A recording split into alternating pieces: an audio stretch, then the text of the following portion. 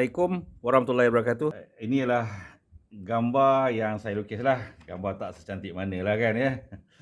Jadi petua kalau nak buat apa-apa projek, pastikan kita ada buat lukisan dulu lah. Tujuan dia supaya nanti bila kita dah start buat pondok tu, kan dia dah ukuran kita macam lari lah.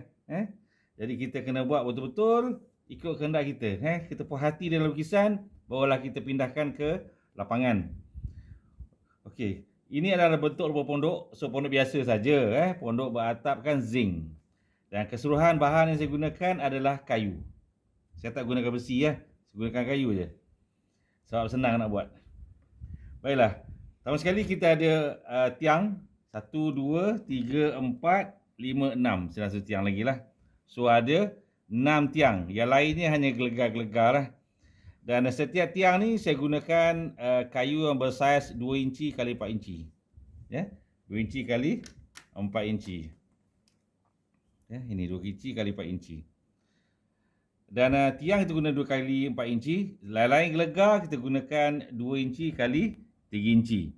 Dan lantai dan juga dinding kita gunakan papan yang bersaiz 1 inci kali dengan 6 inci. Saya gunakan imperial lah, saya tak gunakan metrik. So kalau kalikan metrik, kalau 2 kali 4 inci ni maknanya 50 kali 100 mm. Begitulah. Macam 1 kali 6 ni kita kira sendirilah. Ya. Baik. Inilah kedudukannya dan lebar pondok ni saya buat lebih kurang dalam 10 kaki 6 inci. So kita bagi boleh 2 lah. 5 kaki dan 5 kaki setengah. Lebar dia yang ni pula lebih kurang dalam 6 kaki 8 inci. Ini panjang kesusahan. Kenapa saya buat 6 kaki 8 inci? Kerana ketinggian manusia selalu kita orang ASEAN lebih kurang dalam bawah daripada 6 kaki lah. So kalau kita baring di lantai ni, kita dapat melunjurkan kaki. Itu tujuan dia lah. Kalau nak tunggu durian dan sebagainya, kita pasang kelambu lah ni kan. So kita boleh baring ya. Jangan kita buat kecil daripada 5, contohnya kita buat 5 kaki, nanti nak baring dah tak boleh. So kita nak rehat dan baring di sini dah mudah lah. Okay. Dan di sini saya letakkan lantai simen. Tujuan dia kalau hujan dia tak lecak lah, tak basah kawasan ni. Sebab ini kawasan banyak kita pijak kaki ni. Kita lantai dan sini ada tingkat. Ni kalau di hujung sini nampak saya ada buat tingkat begini memanjang ke belakang. Ini tingkat dia lah. So ni kita mudahkan letakkan barang-barang di atas tingkat ni. Ya. Dan kita ada juga tingkap. Walaupun tingkap ni tidak ada daun pintu, tidak ada daun tingkap dan juga tidak ada daun pintu, ini adalah gambaran secara kasar je. So next project kalau kita nak tambah tingkap ke, nak tambah pintu, kita boleh buat dah. Tapi dalam kes ni saya tak nak buat lah, saya nak lapang supaya peredaran udara itu mudah.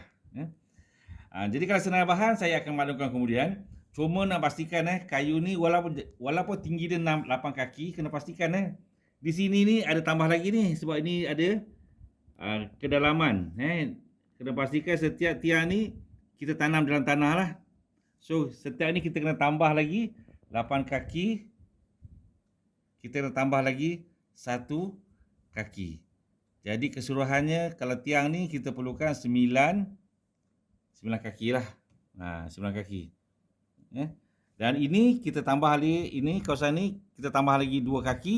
Jadi maknanya yang ini kita jadi 11 kaki. So tiang 11 kaki ada 2 batang. Tiang untuk 8 ke 9 kaki kita ada 4 batang. Okey. Itulah keseluruhan dah dari segi pondok yang saya buat. Okey. Jadi ketinggian lantai ini adalah 2 kaki dan dinding ini adalah 2 kaki 6 inci. Itu sajalah kalau kita boleh buat tangga dan sebagainya. Okey. Okey, kita ke lapangan lah, kita start buat. Okey. Itu saja. Okey, pagi ni kita beli kayu lah.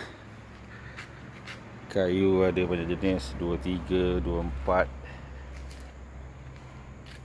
Ni 24. 14. 24. Ni 22.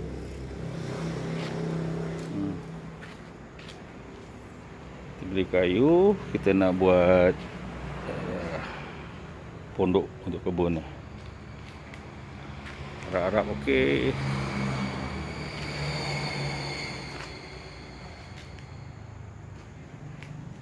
Okey. Sekarang tengok harga berapa dia cas. Okey, kayu dah sampai. Apa dia? Kenalah gambar. Okey, kayu dah sampai. So kita akan bina pondok untuk senang nak beristirahat. Okey.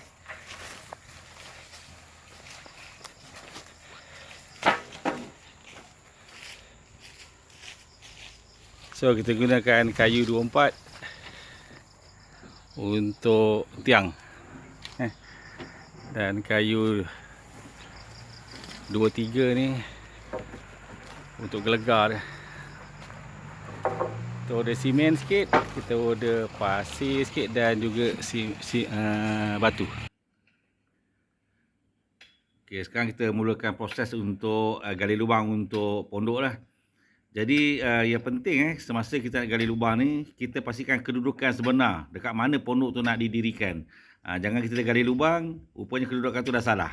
Dan kena pastikan juga kalau kita gali lubang tu, dia betul-betul square.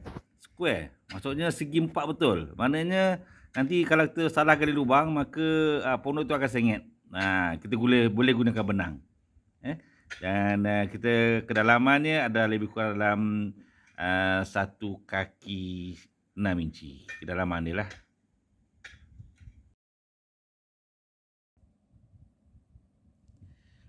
Okey.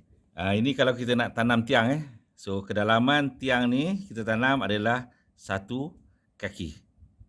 Tapi lubang yang kita nak buat adalah lebihkan pada 6 inci lah. So kita anggap dia sebagai tanah. Kita gali tiang ni sedalam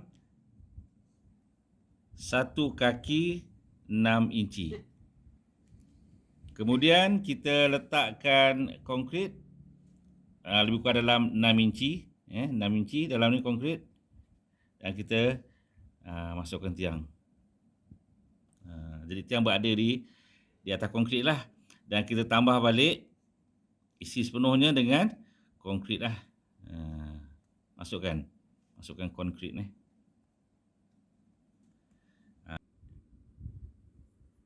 Baiklah, juga perlu diingat sebelum kita letak konkrit ni, kita gali lubang, sebelum letak konkrit ni, kita pastikan kita siram dengan racun anai-anai. Tujuan kita letak racun anai supaya nanti anai-anai tidak menyerang tiang kita tanam ni. Kita siram lebih sikit pun tak apa racun anai.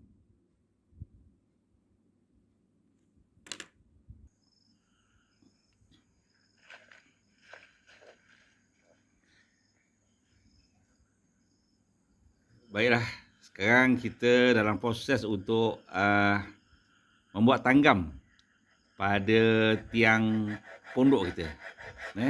So kita kena pilih kayu lah. So kita pilih kayu yang berukuran saiz 2 inci kali 4 inci. Kayu untuk tiang.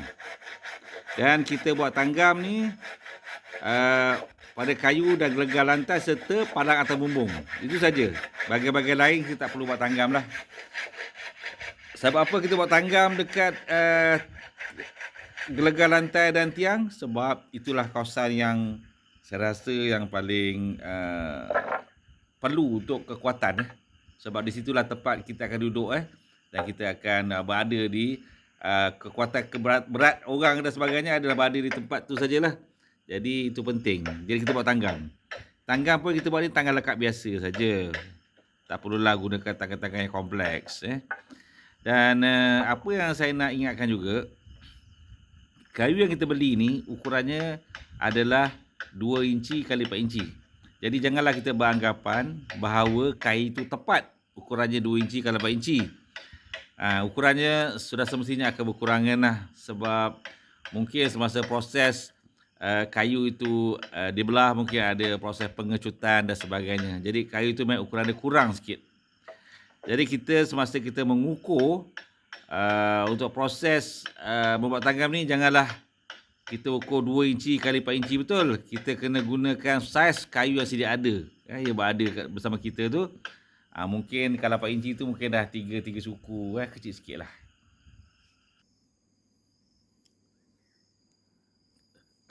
Untuk makluman semua juga kawasan kebun saya ni tidak ada sumber elektrik lah. Jadi terpaksalah kita gunakan cara manual. Kita gunakan peralatan-peralatan manual lah. Antaranya kita gunakan gergaji, sesiku L, pahat, tuku besi, itu sajalah. Tapi oleh kerana komponen yang kita nak buat tangga tu tak banyak, hanya pada tiang, jadi tak sukarlah, sekejap saja. So kita perlu buat tanggam hanyalah untuk tiang saja. Jadi bagus jugalah dah lama tak gunakan gergaji ni kan.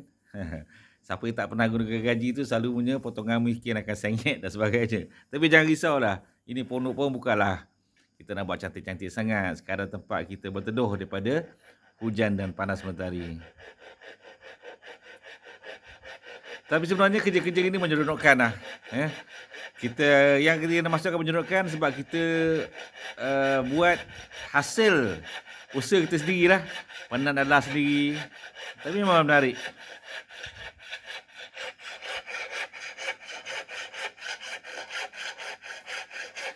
Selalunya kalau kita upah orang, kontraktor dan sebagainya untuk buat pondok, selalunya jumlah upah dia, iaitu keseluruhan upah dia adalah sama dengan senarai bahan, sekali ganda.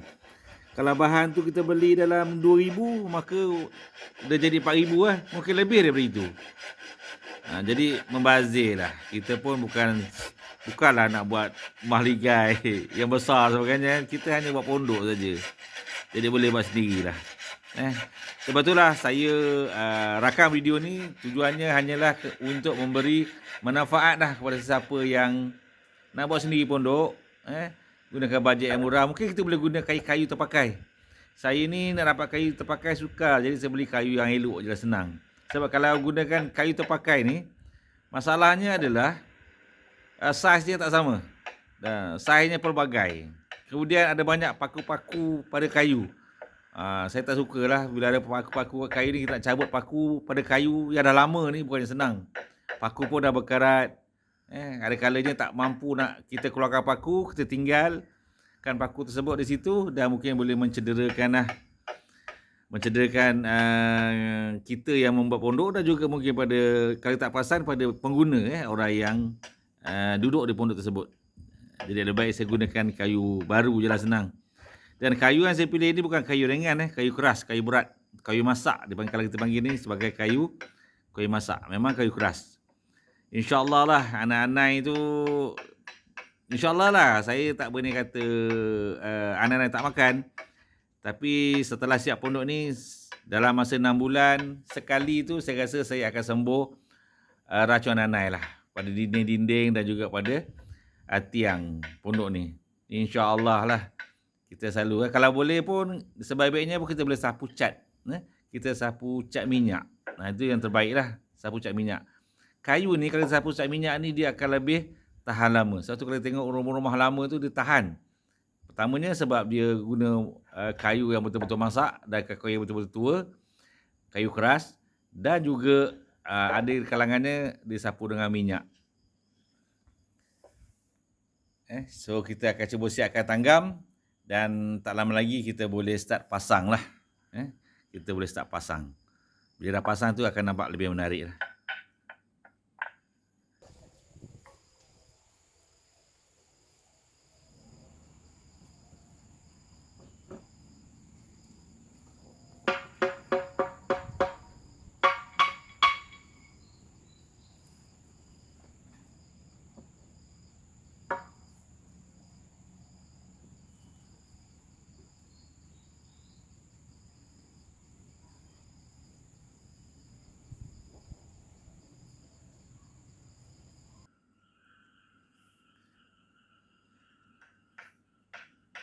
Jadi sekarang kita dalam proses untuk mendirikan tiang.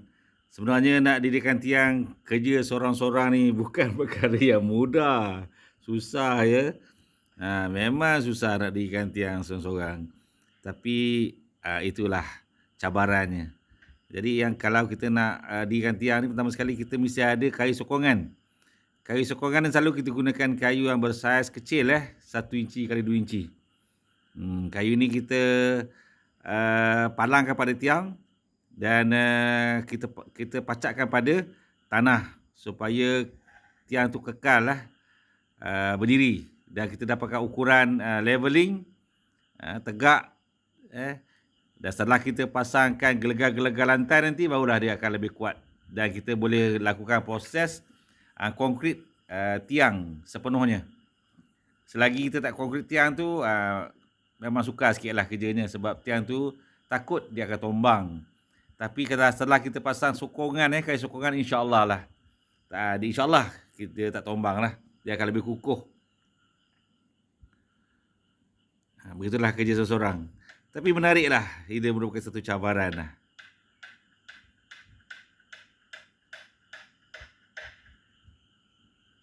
Kalau kita lihat sekarang ni kan, kita berikan sokongan. Kalau itu kita pakukan pada tiang. Dan sokongan sebelah bawah tu kita pakukan pada pancang kayu yang kita pacakkan di tanah terlebih dahulu. Jadi kita boleh ukur dia punya leveling. InsyaAllah.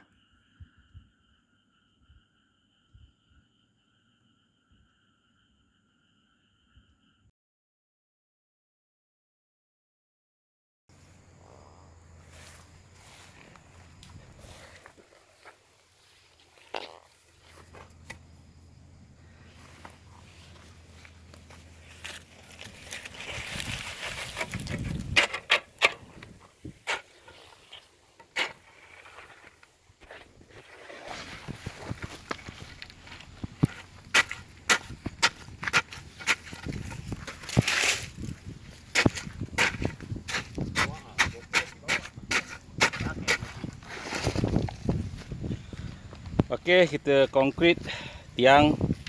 Kita dah bubuh anai-anai, ubat anai.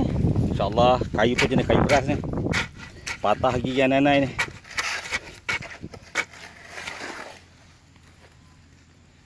Okey.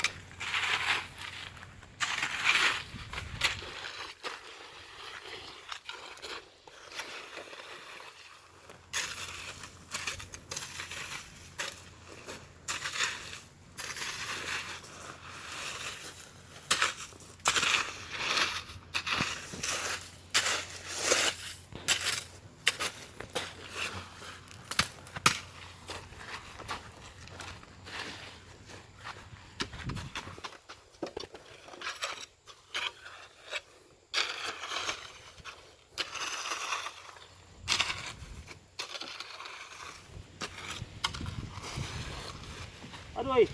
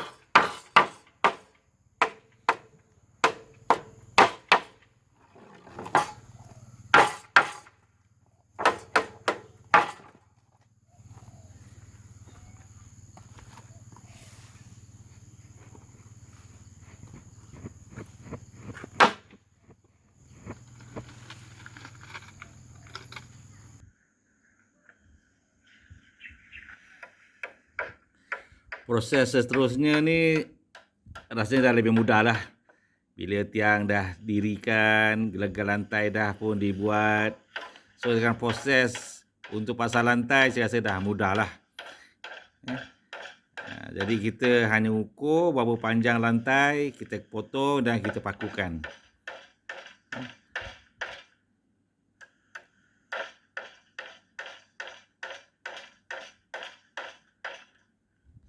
Dan kena pastikan kalau boleh papan lantai yang kita potongkan tu betul-betul square lah.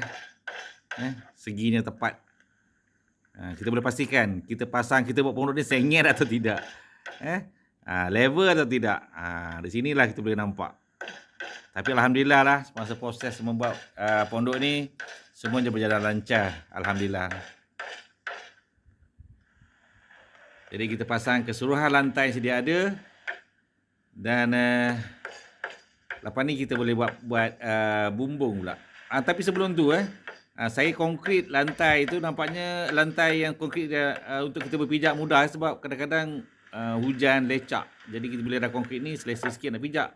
Lagi satu, memudahkan kita untuk mendirikan tangga untuk proses pasang bumbung nanti. Jadi bila kita buat konkrit tu jadi lebih selesa lah.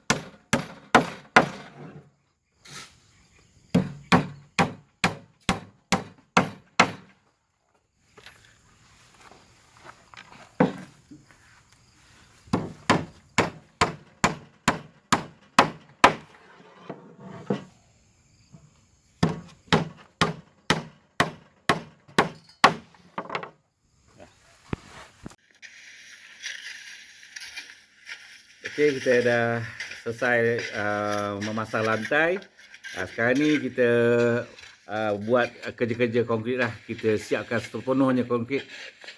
Ya, kita lecehkan konkrit. Cuma saya minta maaf lah kepada semua penonton. Saya terpaksa lah berhenti dulu untuk video kali ini. Dan kita sambung dalam bahagian kedua. Kalau tidak, panjang sangat lah video ni. Minta maaf banyak-banyak. Cuma jangan lupa lah subscribe. Dan tekan notifikasi, butang notifikasi tu supaya tidak ketinggalan untuk bahagian kedua nanti. Bahagian kedua kita siapkanlah sampai buat bumbung semua. Jangan lupa subscribe. Okey, jumpa lagi di bahagian kedua nanti. Terima kasih. Assalamualaikum.